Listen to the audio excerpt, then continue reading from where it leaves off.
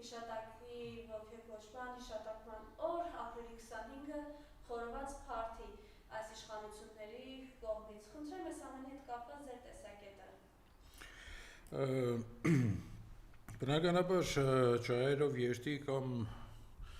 ցեղասպանության զոհերի ոգեկոչման հետ կապված որևէ բան չունեմ ասելու, որովհետև դա մեր արտարացի պահանջն է, դա մեր ազգի, այսպես ասած, պահանջատիրության կարևոր դրսևորումներից է, որը երկար ժամանակ կա, կլինի այնքան ժամանակ, մինչև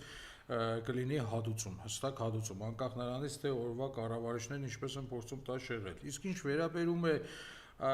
քաղաքացու տոն կոչված այդ երևույթին, դա արհեստական, այսպես ասած, փաշինյանական, հերթական չտեսությունն է, որը արդեն 8 տարի ինքը անընդհատ փորձում է համացնել ժողովրդի մեջ եւ դարձնել տոն, բայց իրականում դա չի ստացվելու եւ դա չի լինելու ամբողջովին դա կվերանա արդեն Փաշինյանի հեռացնելուց հետո։ Հուսամ այս տարի նրա կողմից դա վերջին խորոված փարթին էր եւ այստեղ ինչն էր կարեւոր հերթական անգամ ինքը գծեց նույնիսկ իր հետևորդներին, որովհետև այնտեղ գնացող, այսպես ասած, մարդկանց կամ ինքը ինչպես է ասում շունուշանյալների մեծ մասը գնացել էին անվճար միս ծամելու, բայց այս անգամ պարզվեց, որ այդ միսն էլ անվճար չի, ընդհակառակը մի քանի անգամ ավելի թանկ է։ Այստեղ Փաշինյան Նիկոլի տեսակը նորից այսպես հայտուն կերպով երևաց։ Տեսեք, միայն չտես, չստացված մարդիկ կարող են ինչ-որ մի տոն մտածել, անունը տնել քաղաքացու, բայց իրականում այդ տոնը դարձնել ծամելու, ստամոքսը լցնելու տոն։ Այն դեպքում, երբ որ 8 տարիների ընթացքում ինքը միայն աղետ է բերել է ժողովրդին։ Եվ եթե մենք այսօր փորձում ենք արձանագրել կամ յուրաքանչյուր տարին ամփոփելուց, մենք ինչ ենք անում, առաջի հերթին հաշվում ենք, թե այդ տարվա ընթացքում քանի զոհ եղավ մեր ազգից, մեր ժողովրդից, որովհետև Փաշինյանի կառավարման շրջանը առաջի հերթին ինքը աչքի ընկել իր սև լենտերով եւ դագաղներով։ Եվ եթե 2018 թվականին այդ դագաղները դադարք էին, 2018-ից հետո ցավոք սրտի սկսեցին այդ դագաղները լցվել եւ հնարավորինս Փաշինյանը ամեն ինչ արեց, որպեսզի շատ զոհեր ունենանք մենք։ Այսինքն իր կառավարությունը ինքը պահեց հենց այդ ցավի հիման վրա, որովհետև յուրաքանչյուր անգամ ինքը երբ տեսնում է ժողովրդի ակտիվացում, ինքը փորձում է այնպիսի մի փորձանք բերել է ժողովրդի գլխին, որ ցավից, կսկիծից մարդիկ նորից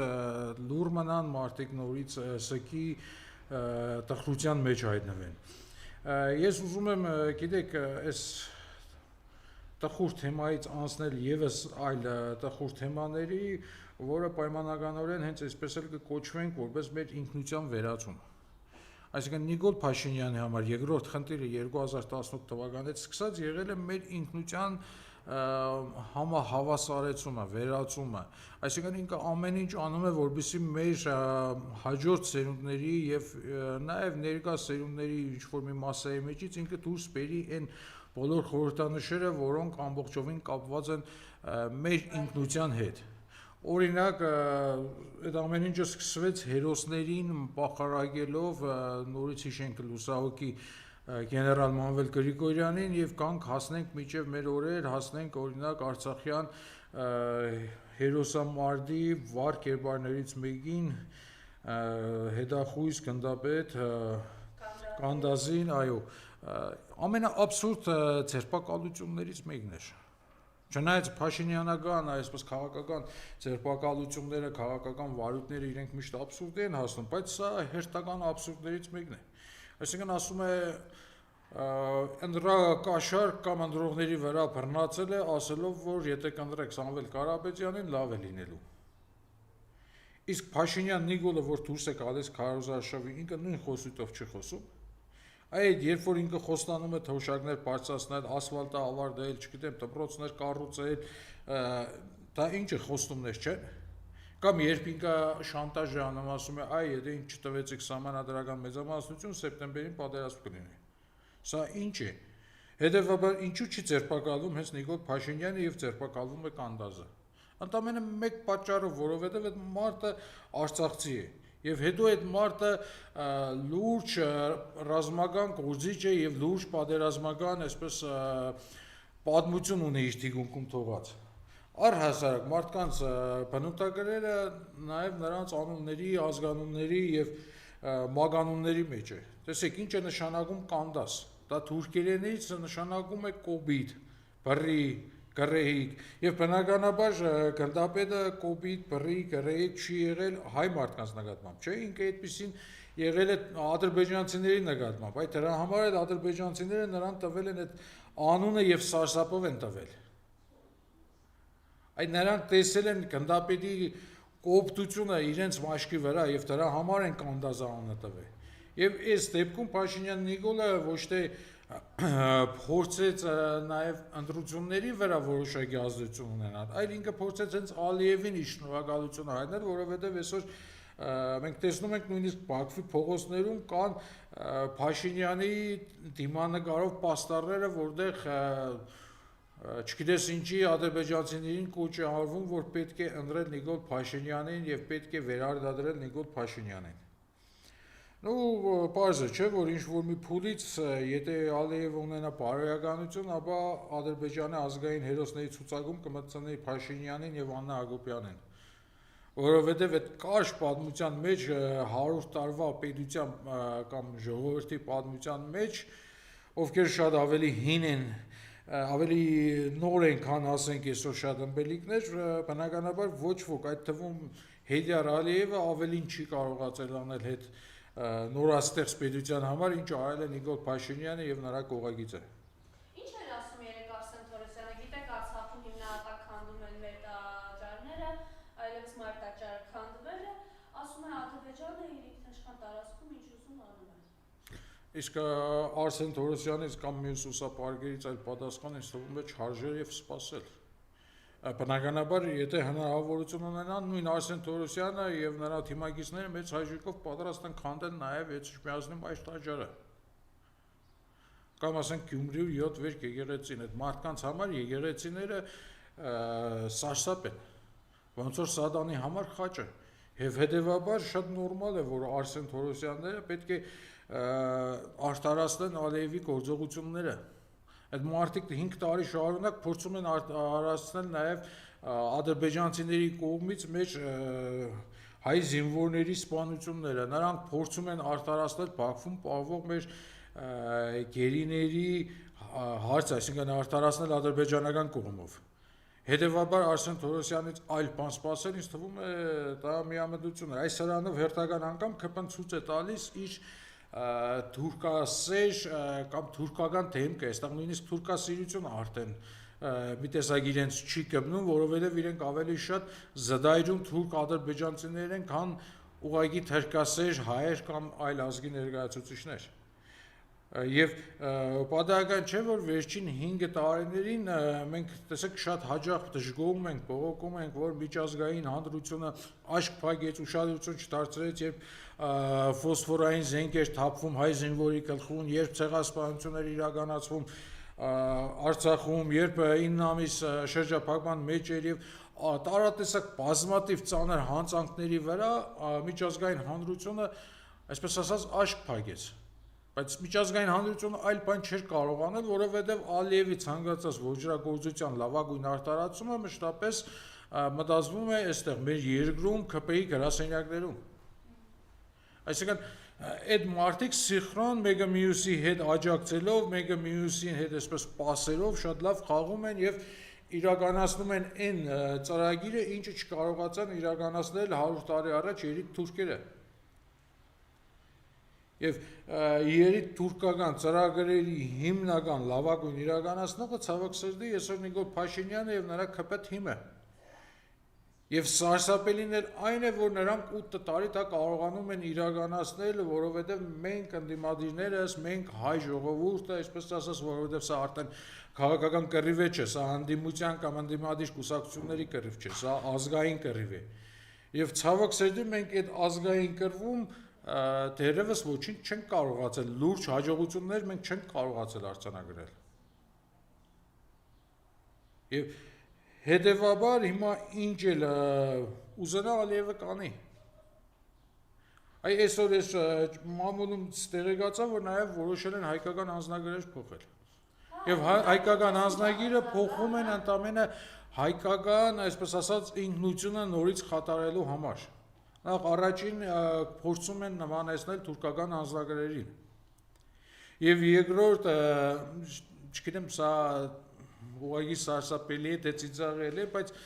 անձնագրերի մեջից փորձում են հեռացնել Արարատ լեռը։ Հասկանում եք, անձնագիրը հայ մարդու առաջին հերթին պաշտպանվածության սիմվոլն է։ Նրա այդ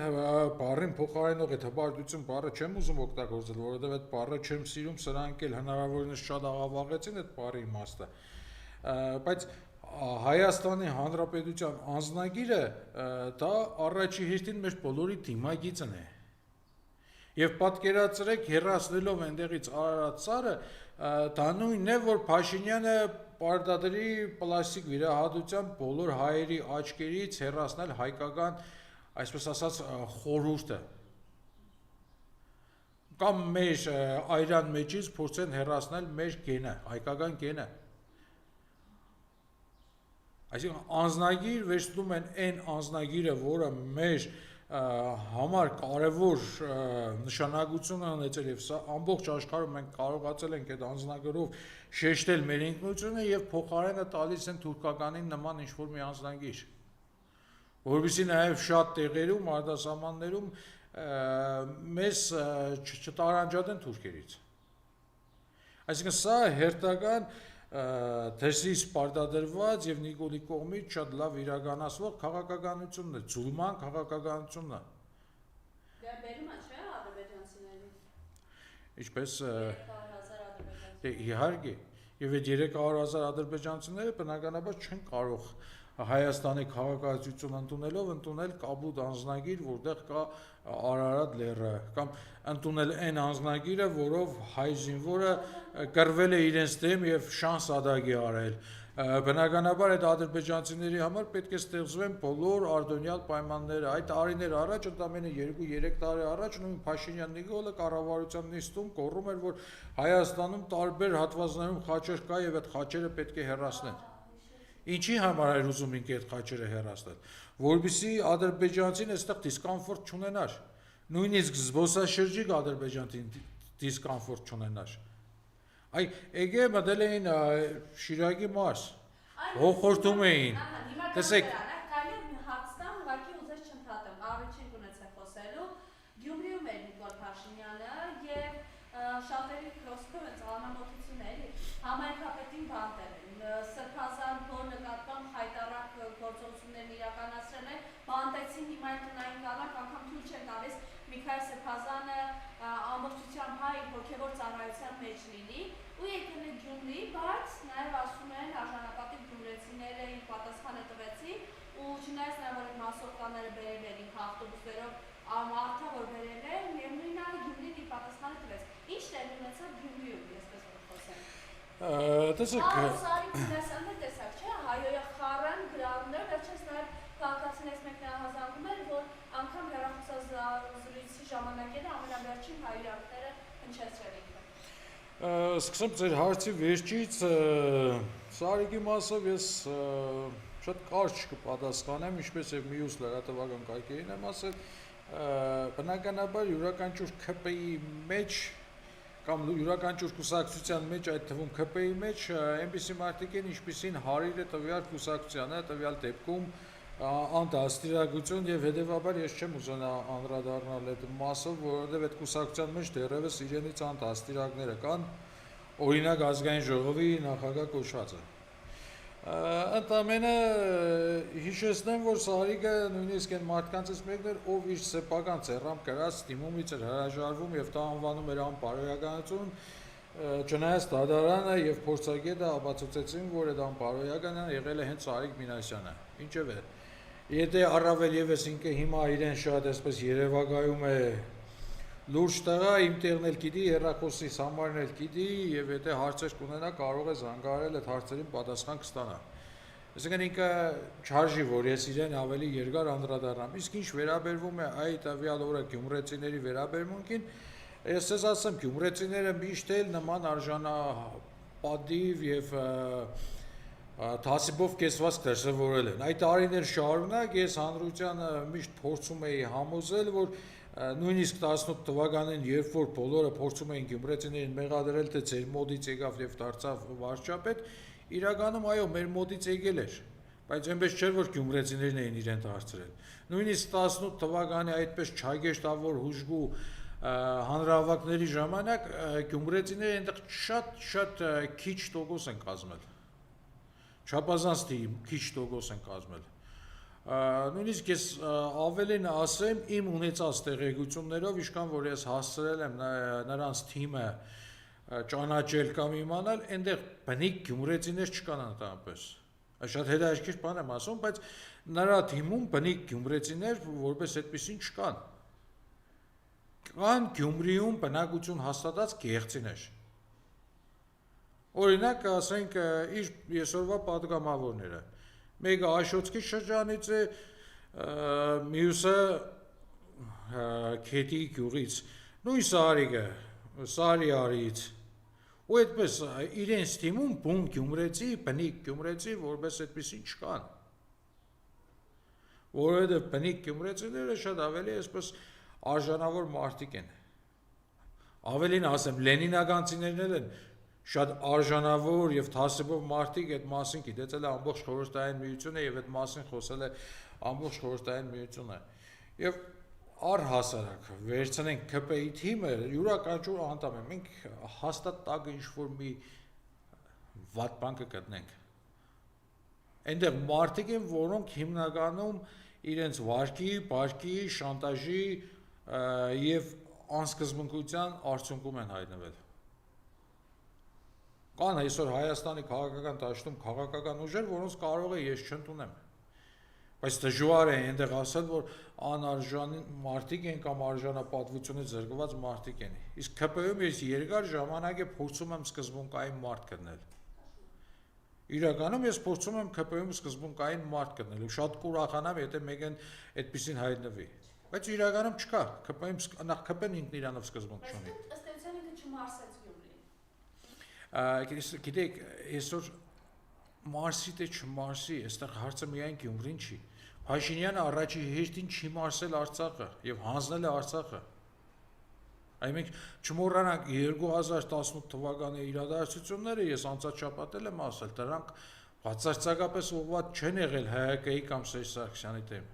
Այդ իրադարձությունները կյանքը ցույց տվեց իր հետևանքներով, որ ուղղված է եղել առաջի հերթին Արցախի եւ հիմա արդեն հայության դեմ։ Այսինքն այդ կռիվը Փաշինյանը եկել է հենց Արցախը չմարսելով։ Ինքը մտել է այդ process-ի մեջ ոչ թե միայն նրա համար, որ ինքը այնտեղից պետք է դուրս գար շատ հարստացած եւ աշխարհի ամենահարուստ հայերից մեկը լինելով, այլ ինքը մտել էր ուղղակի Արցախի սվերեջ լուծելու։ Վերջերս ինքը կառավարությունից հետո ասած բան Ղարաբաղյան շարժումը եղել է էլի թոք է, չէ՞, ասում ինքը պարան եւ ես ուրախ եմ, որ դուրս եմ բերել Հայաստանը ծուղակից։ Նախ ինքը Հայաստանը ծուղակից դուրս չի բերել, ինքը Հայաստանը ընդհանրապես դուրս է բերել գործոն լինելուց։ Տարածաշրջանային գործոն լինելուց, որովհետև այդ մասին ես շատ եմ խոսել, նույնիսկ իմ բանդաժգության ժամանակ գրված գրքում, բանդախուց համարվեց կամ ճանապարհ դեպի Արցախ գրքում, ես այնտեղ մանրամասն խոսում եմ այդ մասին, որ Արցախը դա մեր անձնագիրն էր, Արցախը դա մեր գոյության հիմնական կառավարականներից մեկն էր, տարածաշրջանում քաղաքական գործոն լինելու հիմնական կառավարականներ։ Այ այսօր եթե չկա Արցախը, Հայաստանը այլևս գործոն չի, առավել եւս որ այսօր Հայաստանի իշխանությունները փորձում են Հայաստանը ուղղակի դարձնել միջանցք։ Չնայած այս վերջերս արդեն միջանցք էլ չի, միջանցքում փռված կարբետ։ Այսինքն մենք որպես այդպիսին այլևս ոչ մեկին պետք չենք, որովհետև Աստված մի արածի, եթե այդ միջանցքը կամ այդ միջանցքում փռված կարբետն է եղալ, մենք այլևս որևէ մեկին պետք չենք եւ հաջորդ քայլով այդ 300,000 ադրբեջանցիների միջոցով ամեն ինչ անելու են, որ հնարավորինս արագ Հայաստանը հայաթափվի։ Մի քանի օր առաջ մի պաստառ էին հրապարակել վերադարձ, հա, եւ նաեւ առանց Փաշինյան չկա, չգիտեմ, Հայաստան։ Այս սա ինչի մասին էր խոսում, նրանց ոչ այնքան հագնված ծրագրերի մասին։ Վերադարձ հասկանալի է, չէ՞ որ Փաշինյանը չի ցեկտում Սփյուռքից հայերին վերադարձնել։ Ավելին նա իր կառավարման 8 տարիների ընթացքում ամեն ինչ արեց, որպեսզի Հայաստան-Սփյուռք կապը հնարավորինս կտրի։ Մենք չմոռանանք նրա առաջի քաղաքական որոշումներից մեկը Սփյուռքի նախարարության լուծարումն էր։ Եվ սա հենց սփյուռքահայերի դեմ էր եւ Հայաստան-Սփյուռք կապը կտրելու դեմ էր։ Այ իր ասած այդ վերադարձը դա նորից գեղեցիկ փաթեթավորված բառ է, որը իրականում ոչ թե վերադարձ է լինելու, այլ օկուպացիա է լինելու։ Խաղաղ բնակչության անվան տակ այդ 300,000 ադրբեջանցին ինքը գալու է այստեղ նվաճելու։ Տեսեք, երբ մենք նայում ենք օրինակ ադրբեջանական բանակի այսպես զարգացման առաջընթացները, մենք վերջին տարիներին ինչ ենք տեսնում, այնտեղ յուրաքանչյուր տարի բավականին մեծ թվով շատանում են հենց հատուկ ջոկատայինների բրիգադները։ Ասեմ, յուրաքանչյուր բրիգադը 3000 հոգուց կազմված։ Յուրաքանչյուր տարի մեծ թվով դա ավելանում է։ Ինչի համար, որովհետև այդ 300,000 ադրբեջանցին դա չի լինելու խաղաղապնակչություն։ Դա հենց լինելու է հատուկ ջոկատայիններից կազմված նվաճող խմբեր։ Հասարակ ադրբեջանցին ինքը նույնիսկ Արցախում չգնաց վերաբնակեցնելու։ Այ 5 տարի Արցախը նվաճված է, բայց այնտեղ երևի 5000 խաղաղ բնակիչ չկա։ Ինչի համար, որովհետև նույն հասարակ ադրբեջանցին ինքը շատ լավ հասկանում է, որ դա իր հայրենիքը չի, նա շատ լավ հասկանում է, որ դա իր տունը չի։ Ինքը շատ լավ գիտի, որ մի օր հայերը հետ են գալու։ Եվ հետևաբար Փաշինյանի եւ Ալիևի հայտարարած 300,000